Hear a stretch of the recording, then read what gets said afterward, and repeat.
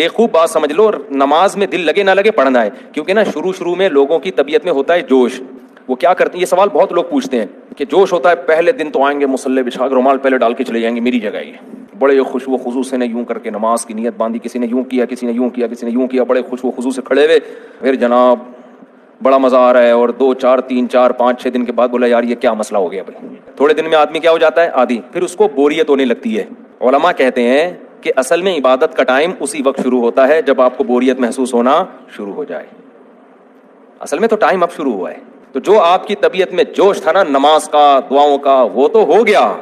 अब जब आपको बोरियत शुरू हो रही है, दिल में उकताहट हो रही है, अब असल में इबादत का टाइम शुरू हुआ है।